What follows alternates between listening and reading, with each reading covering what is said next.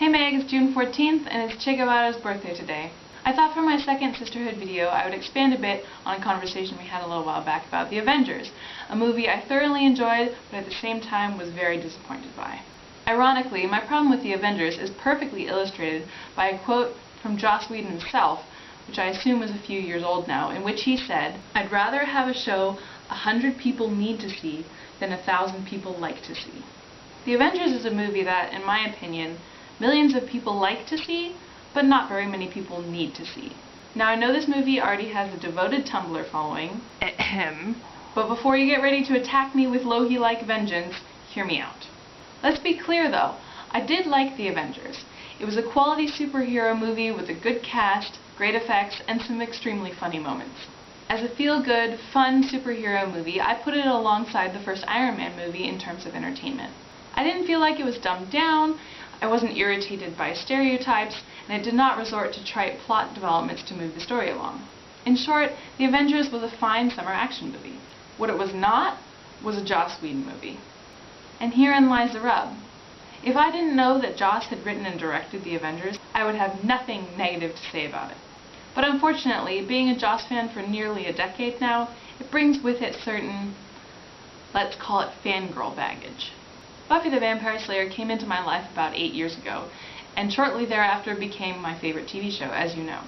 I then successively watched Angel, Firefly, Dr. Horrible, and Dollhouse, and it's safe to say that I developed a fangirl's obsession with the way that Joss writes characters and stories.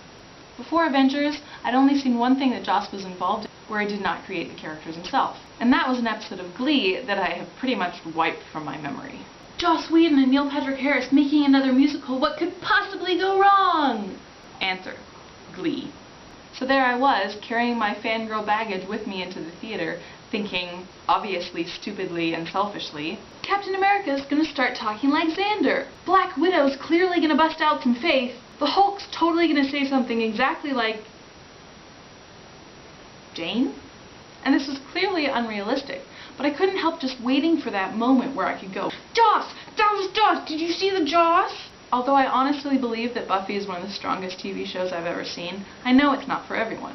The humor, the camp, the characters, they're quirky and difficult and arrogant and damaged, and no matter how much I love it, I can't imagine millions of people across the globe going to see a Buffy movie in theaters. But that is what makes being a Buffy fan so rewarding.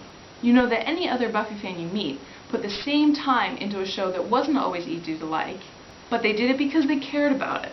You know that they thought about the characters, read reviews and analyses, had arguments, gotten into shipper wars, and truly made Buffy a part of their lives. I just don't see a comparable culture springing up around Avengers because it's simply inoffensive.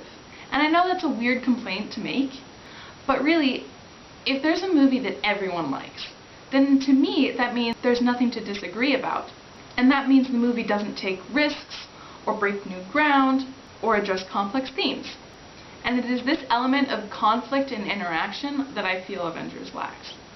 I can't imagine carrying on an hour-long debate about how certain damaging experiences in the life of a particular character have led them down a morally dark but ultimately understandable path. Well, except for Loki, but Loki's the exception to everything. Well, that's it for now. I hope I made my thoughts a little clearer this time around. I love you, Meg, and I'm sure we'll be Skyping soon.